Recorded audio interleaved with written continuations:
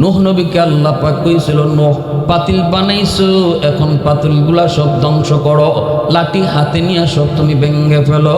নূহ নবী কয়, মালিক মনের মাধুরী দিয়ে আমি পাতিলগুলি বানাইলাম গো, তোমার কথায় বানাইছি, আল্লাহ এখন ভাঙতে কও কেন? আল্লাহ তখন বলে, নূহ মায়া লাগে? ওহ মালিক একটু মায়া লাগে। আল্লাহ বলে, নূহ পাতিলের চোখ দিছো? কয় না। পাতিলে হাত দিছো? কয় না। পা দিছো? না। কথা বলতে পারে? কয় না। আল্লাহ বলে, ওই পাতিল যার চোখ নাই, হাত নাই, মুখ নাই, পা নাই, জবান নাই রে নূহ, যদি তোমার মায়া লাগে, আমি আল্লাহ যে মানুষ শুধু হাত দিয়ে বানাইছি তা না, সুন্দর দুইটা হাত দিয়েছি, সুন্দর দুইটা পা দিয়েছি, তারে আমি আল্লাহ চোখ দিয়েছি, একটা জবান দিয়েছি, ওই মানুষটারে মারতে কি আমি আল্লাহর মায়া লাগে না? সুবহানাল্লাহ জোরে বল। এজন্যই তো একজন বৃদ্ধা মহিলা যখন নূহ নবীকে বলেছিল, নবী গো, তুফান যেদিন শুরু হয়ে যাবে আপনি কিন্তু আমাকে ইয়াদ করে নিয়ে যায়েন, আমি বুড়া মানুষ, পারাপারি করে নৌকায় উঠতে পারবো না। নূহ নবী বলেন, ঠিক আছে আমি আপনার ইয়াদ করে নিয়ে যাব, কিন্তু আল্লাহর কি মর্জি, নূহ নবীর ইয়াদ নাই। চলে গেলেন সঙ্গী সাথীদের নিয়ে। সেই জাহাজ যদি পাহাড়ে লাগলো, তামাম দুনিয়া পানির নিচে ডুবে গেল, বড় বড় বিল্ডিং গুলো আল্লাহ পাক তছনছ করে দিল, সব আল্লাহ পাক মাটির সাথে মিশিয়ে দিল, পানিও চলে গেল। এরপরে নূহ নবীর মনে পড়লো সেই বৃদ্ধা মহিলার কথা, সেই বুড়িমার কথা। এইবার আল্লাহর কাছে বলতেছে, মালিক আমি তো একটা ভুল করে ফেলেছি, বুড়িমার কথা ভুলে গেছি। আল্লাহ পাক কয়েকটু যায় দেখো তোমার বুড়িমা আসেনি। সুবহানাল্লাহ। নূহ নবী আসলেন, আইসা দেখেন বুড়িমার ভাঙ্গা ঘর আগের মতোই দাঁড়ায় আছে। এইবার পয়গম্বর কই, মালিক কিছুই তো বুঝি নাই, আল্লাহ কিছুই তো বুঝি নাই, তোমার কুদরত বুঝা বড় দায়। আল্লাহ বড় বড় অট্টালিকা তুমি মাটির সাথে মিশিয়ে দিয়েছো, কিন্তু এই বুড়িমার এই ভাঙ্গা ঘর তুমি কেমনে রাখছো? আল্লাহ পাক কয়, নূহ রে, শুধু বা ঘর রাখছি তা না, আমার বান্দিরে তুমি ডাক দাও। নূহ নবী তখন ডাক দেয়া কয়, মা, ও মা। ভিতর থেকে বুড়িমায় কয়, নবী গো, তুফান কি শুরু হয়ে গেছে নাকি?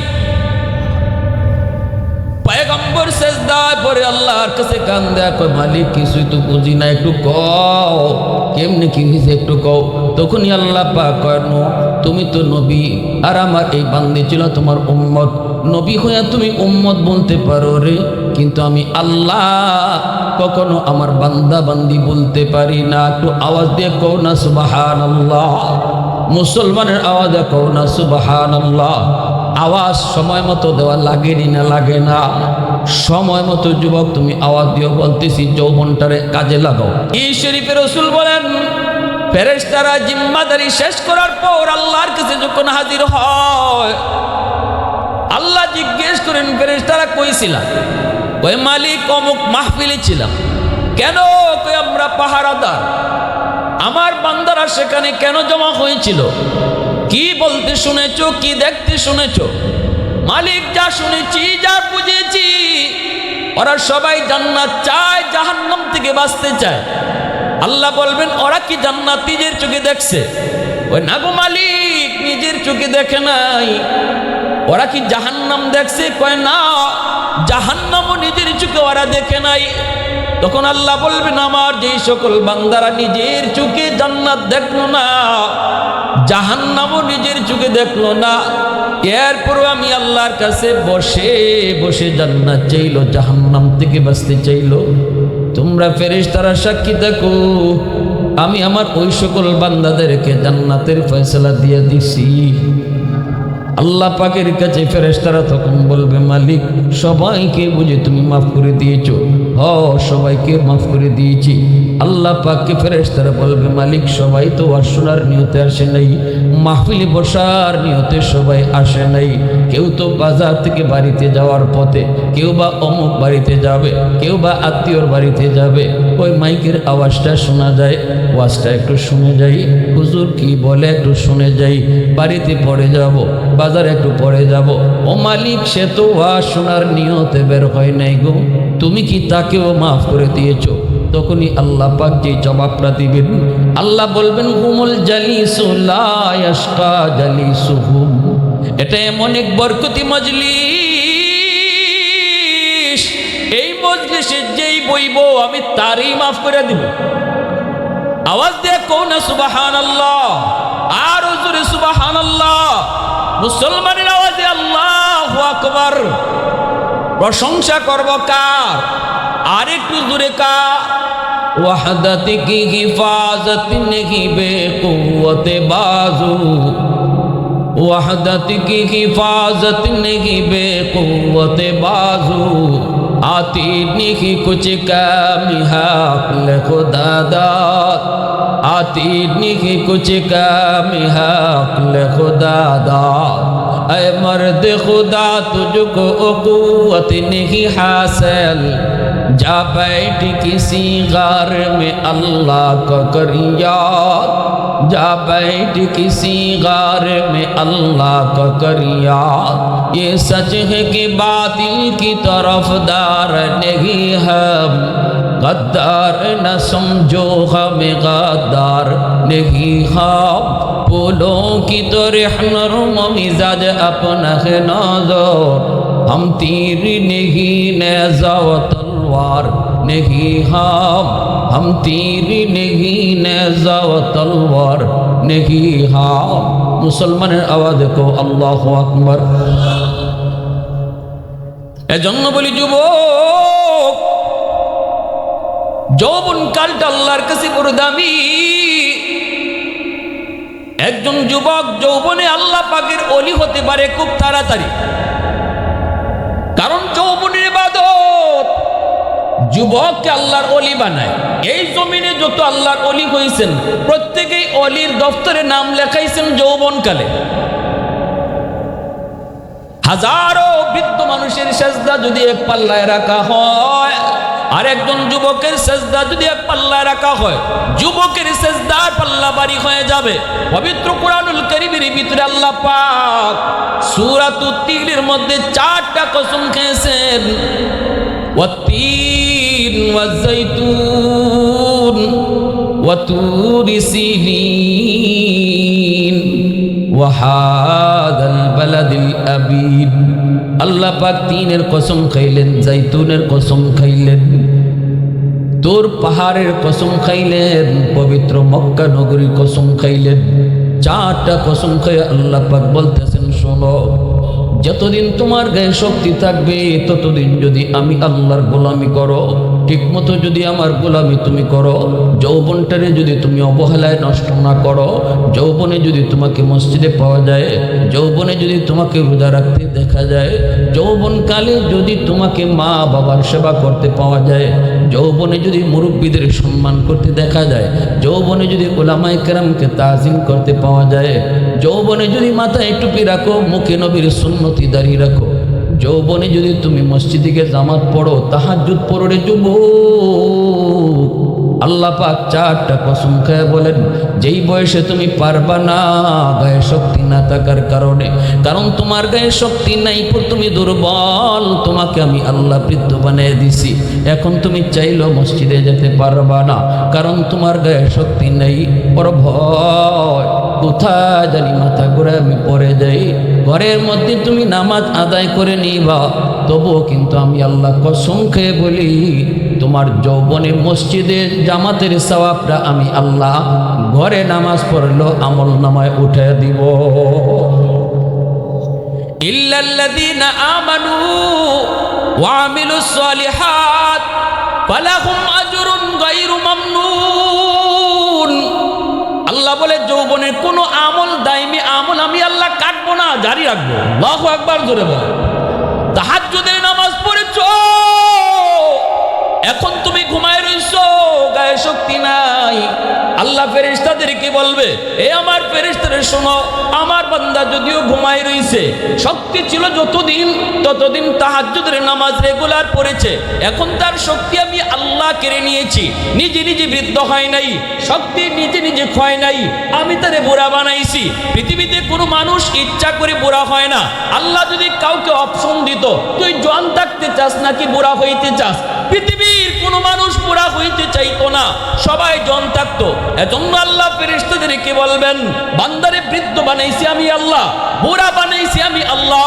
জওয়ান থাকতে তাহাজ্জুদ পড়েছে, এখন সে বৃদ্ধ উঠতে পারে না, তবুও তোমরা তার আমল নামায় ঘুমায় থাকলেও তাহাজ্জুদের সওয়াব উঠায় দাও।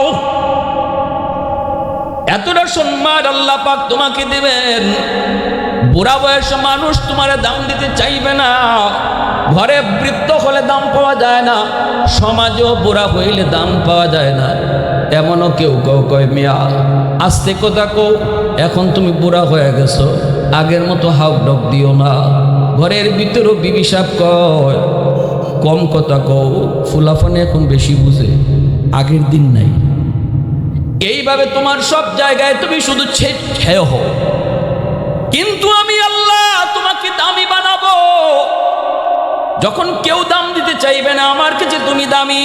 কোন সময় যদি যৌবনটারে তুমি ইবাদতের কাজে লাগাও, যৌবনটারে যদি ইবাদতের কাজে লাগাও, শক্তিটারে যদি আমি আল্লাহর গোলামির ভিতরে তুমি খাটাও, যেই বয়সে তোমাকে কেউ মূল্য দিতে চাবে না, আমি আল্লাহ তোমাকে দামি বানায় দিব, আমি আল্লাহ তোমাকে দামি বানায় দিব। এজন্য দেখবেন যেই যুবক যৌবনে ইবাদত করে, আল্লাহর গোলামি করে, আল্লাহ পাকের হুকুম আহকাম মেনে চলে, না না বন্ধুদের সাথে সে অন্যায় কাজে যায় না, বন্ধুদের সাথে চুরি ডাকাতিও করে না, ইয়াবা গাঞ্জা মদ খায় না, না না বাপ মার সাথে বেয়াদবি করে না, ওই যুবক যতদিন যায়, বয়স যত বাড়ে, আল্লাহ তত তার সম্মান বাড়ায়। ঠিক না? জোরে বলেন। হাদিস শরীফে আল্লাহ পাক বলেন, জানো নি? হাদিসে কুদসি আল্লাহ বলেন, আলা কুল্লা ইয়াউমিন ওয়াল আরদা ইস্তাজিলু রাব্বাহু ওয়াল বাহরা ইস্তাজিলু রাব্বাহু। আল্লাহ বলেন, জানো নি? প্রতিদিন কিন্তু জমিন আমি আল্লাহর কাছে দরখাস্ত করে, মালিক অনুমতি দিবানি। আল্লাহর নাফরমানদের নাফরমানি আমি জমিন আর কত দেখব? আল্লাহর শুকরের 5 তলা বাড়ির বোঝা আমি জমিন আর কতদিন নিব গো? আসবিরু ইলা মাতা আসবিরু, ধৈর্য ধরতেছি তো আর কতকাল ধৈর্য ধরব? জমিনে কই মালিক, ঘুষখোরের 10 তলা বাড়ির বোঝা আমি জমিন আর কতদিন নিব? বেনামাজির পায়ের শব্দ আর কতদিন শুনব? আল্লাহ গাঞ্জাখোরের পায়ের আওয়াজ আমি কতদিন আর নিব? আল্লাহর কাছে জমিন প্রতিদিন এইরকম দরখাস্ত করে, মালিক অনুমতি দাও, আবতালি ইবনা আদম ফি করি, আমি ওই নাফরমান গুলাকে আমার জমিনের পেটে গিলে ফেলি। আল্লাহ অনুমতি দাও, 5 তলা ঘুষখোরের 5 তলা 10 তলা বাড়ি এখনই ধসায়া দেই। আল্লাহ অনুমতি দাও, একটা কাপুনি দিয়া দেই, 100% একটা কাপুনি দিয়া দেই। 5.9 পয়েন্টের ভূমিকম্প, শুক্রবারে 5.9 পয়েন্টের ভূমিকম্পে বাংলাদেশ কেঁপে উঠল। বাড়ি একটার উপরে আরেকটা ধসে পড়ল। সন্তান রেখে বাবা দৌড় দেয়, সন্তান রেখে মা দৌড় দেয়, সন্তানের খবর পায় না। কতটুকু রে যুবক? মাত্র 5 পয়েন্টের ভূমিকম্প। আল্লাহ বলে এরকম 5 আর 6 নয়, 10 আর 20 নয়, 100% ভূমিকম্প চায় জমিন। তোদের গুনার কারণে, সুদখোরের কারণে, ঘুষখোরের কারণে, বেনামাজির কারণে, জিনাখোরের কারণে, গাঞ্জাখোরের কারণে আমার কাছে জমিন প্রতিদিন 100% জাকুনি চায়, 100% জাকুনি। কিন্তু আমি আল্লাহ জমিনকে ধমক দিয়ে আটকায় দেই। আপনারা বলেন জমিন কার কথায় চলে? আওয়াজ দিয়া বলেন কার কথায় চলে?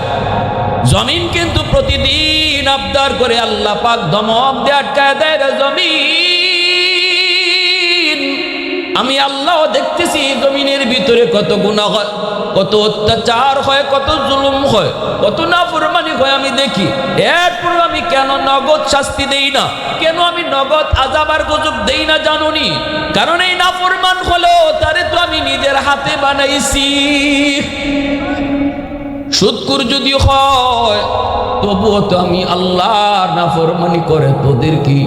তুমি জমিন তো মানুষ বানাও নাই, মানুষ ধ্বংস করে দিলে তোমার কোনো ক্ষতি নেই, তোমার কোনো কষ্ট লাগবে না। কিন্তু আমি আল্লাহর তো কষ্ট লাগবেই, কারণ আসমান বানাই তো আমি আল্লাহ হাত লাগাই নেই, জমিন বানাই তো আমি আল্লাহ হাত ব্যবহার করি নেই, ফেরেশতা বানাই তো আমার হাত লাগানি লাগে নাই, শুধুমাত্র কইছে কুন। সাথে সাথে হয়ে গেছে ফায়াকুন। কিন্তু এই মানুষকে আমি আল্লাহ কোন বলে আদেশ দিয়া বানাই না, খলাকতু বিয়াদাইয়া, এই মানুষটারে আমি আল্লাহ নিজের হাত লাগাইয়া বানাইছি।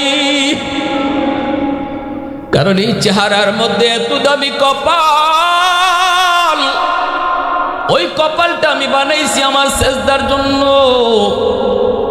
এই কপাল আদেশ দিয়া বানাইলে হয় না, আমি আল্লাহ নিজের হাত লাগায় বানাইছি। অতএব এই মানুষকে ধ্বংস করে দিতে আমি আল্লাহর কষ্ট লাগে। নূহ নবী যখন বলছিলেন রব্বি লা তাযার আলাল আরদি মিনাল কাফিরিনা দাইয়ারা, আল্লাহ একটারও রাইখো না, সবকে ধরো। আল্লাহ তখন বলেছিলেন নূহ, এটা কি তোমার সেই দোয়া? কোন দোয়া? কয় যে দোয়া কবুলের গ্যারান্টি আমি আল্লাহ দিয়েছি। লিকুল্লি নাবিয়্যিন দাওয়াতুন মুস্তাজাবাতুন ফাতাআজ্জালা কুল্লু নাবিয়্যিন দাওয়াতাহু ওয়া ইন্নী ইখতাবাতু দাওয়াতি শাফাআতাল লিউম্মতি। আল্লাহু আকবার। জোরে বলুন। আল্লাহ রাসূল বলেন সমস্ত নবীকে আল্লাহ পাক দুনিয়াতে একটা দোয়া কবুলের গ্যারান্টি দিয়েছেন।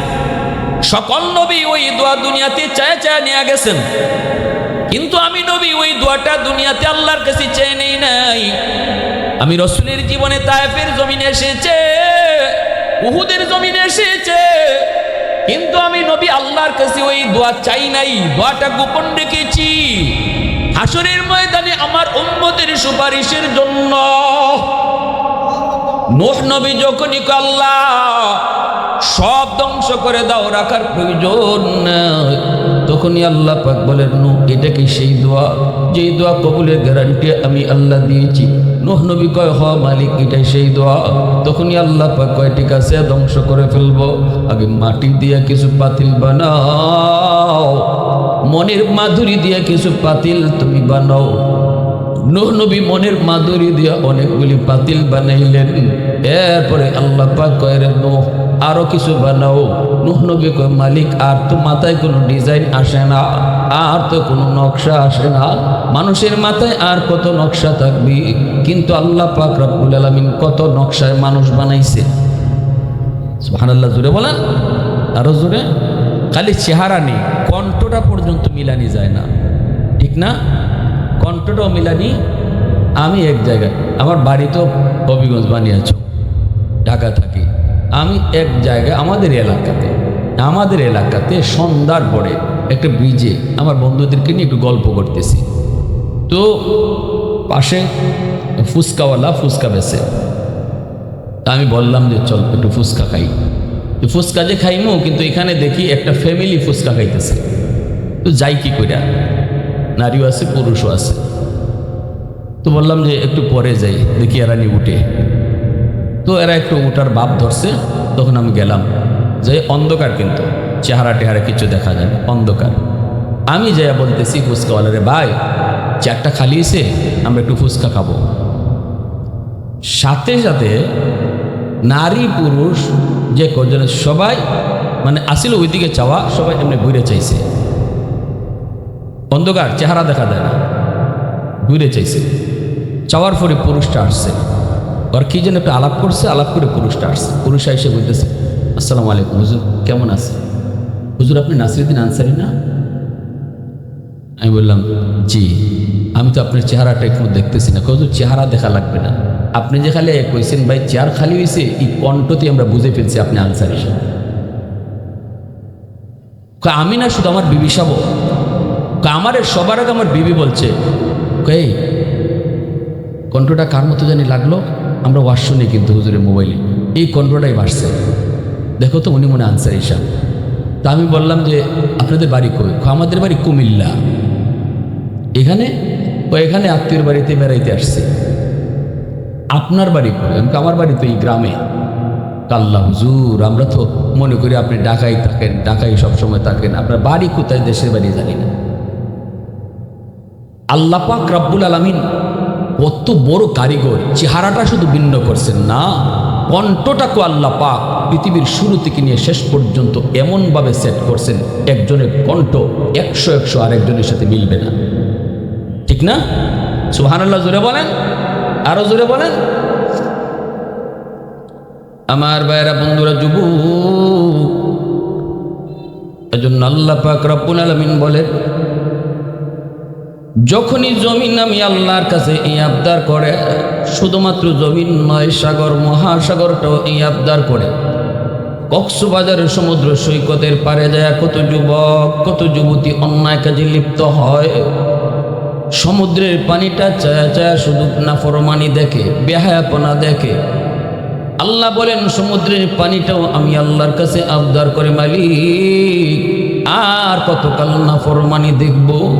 আল্লাহ অনুমতি দাও, এই নাফরমানগুলাকে আমি পানি যায় ডুবায় দেই। এই জমিনটারে ওরা নাপাক বানায় ফেলছি, নাপাক জমিনটারে পাক বানায় দেই। আল্লাহ পাক রব্বুল আলামিন তখন জমিনটাও ধমক দেয়, সাগর মহাসাগরকে আল্লাহ ধমক দেয়। নূহ নবীকে আল্লাহ পাক কইছিল, নূহ পাতিল বানাইছো, এখন পাতিলগুলা সব ধ্বংস করো, লাঠি হাতে নিয়ে সব তুমি ভেঙে ফেলো। নূহ নবী কয়, মালিক মনের মাধুরী দিয়ে আমি পাতিলগুলি বানাইলাম গো, তোমার কথায় বানাইছি, আল্লাহ এখন ভাঙতে কও কেন? আল্লাহ তখন বলে, নূহ মায়া লাগে? ওহ মালিক একটু মায়া লাগে। আল্লাহ বলে, নূহ পাতিলের চোখ দিছো? কয় না। পাতিলে হাত দিছো? কয় না। পা দিছো? না। কথা বলতে পারে? কয় না। আল্লাহ বলে, ওই পাতিল যার চোখ নাই, হাত নাই, মুখ নাই, পা নাই, জবান নাই রে নূহ, যদি তোমার মায়া লাগে, আমি আল্লাহ যে মানুষ শুধু হাত দিয়ে বানাইছি তা না, সুন্দর দুইটা হাত দিয়েছি, সুন্দর দুইটা পা দিয়েছি, তারে আমি আল্লাহ চোখ দিয়েছি, একটা জবান দিয়েছি। ওই মানুষটারে মারতে কি আমি আল্লাহর মায়া লাগে না? সুবহানাল্লাহ জোরে বল। এজন্যই তো একজন বৃদ্ধা মহিলা যখন নূহ নবীকে বলেছিল, নবী গো, তুফান যেদিন শুরু হয়ে যাবে আপনি কিন্তু আমাকে ইয়াদ করে নিয়ে যায়েন, আমি বুড়া মানুষ, পারাপারি করে নৌকায় উঠতে পারবো না। নূহ নবী বলেন, ঠিক আছে আমি আপনার ইয়াদ করে নিয়ে যাব। কিন্তু আল্লাহর কি মর্জি, নূহ নবীর ইয়াদ নাই। চলে গেলেন সঙ্গী সাথীদের নিয়ে।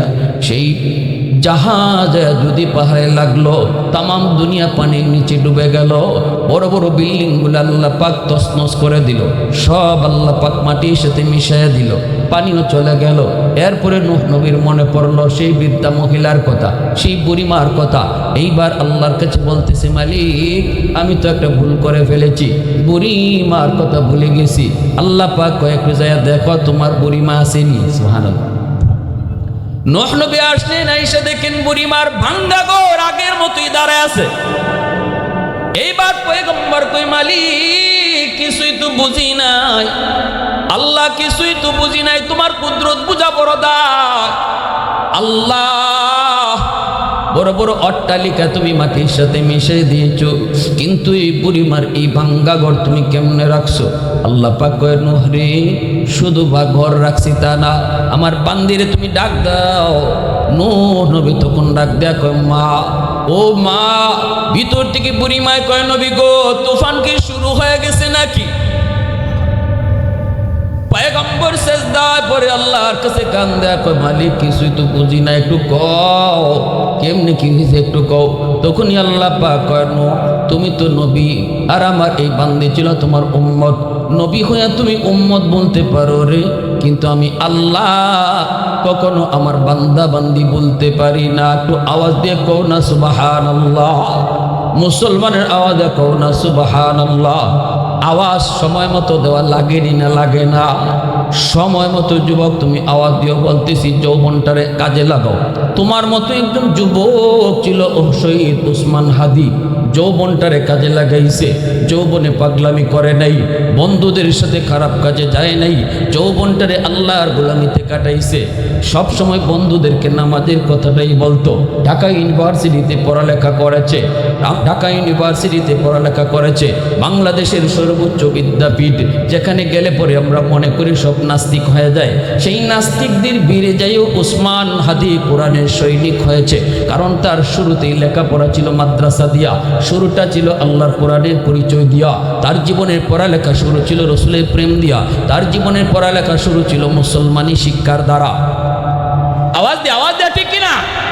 যুবক, তোমার জন্য কলেজে পড়া দোষ নয়, তোমার জন্য ভার্সিটিতে পড়াও দোষ নয়, তোমার জন্য ডাক্তার, ইঞ্জিনিয়ার হওয়াটাও দোষ নয়। সব যদি মুফতি সাহেব হয়ে যায় ডাক্তার হবে কে?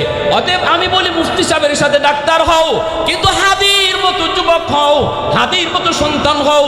ফয়সলের মতো খুনি হয় না। ফয়সল যুবক, হাদিও যুবক, কিন্তু দুজনের ভিতরে আকাশ পাতাল তফাৎ। আজ যদি ফয়সল মারা যায়, খুনি ফয়সল যদি মারা যায়, বাংলার মানুষ আনন্দ করবে আর বলবে কুত্তা মরছে। আর আজকে হাদি শহীদ হলো, বাংলার প্রতিটা ঘরে ঘরে কান্নার রোল পড়ে গেল। কারণটা কি? যুবক হাদি তার যৌবনটারে পাগলামিতে কাটায় নাই। যৌবনে ইবাদত করার দ্বারা সে গোপনে গোপনে আল্লাহর ওলির খাতায় নাম উঠায় রাখছে। আল্লাহর ওলির খাতায় যৌবনে নাম উঠায় রাখছে।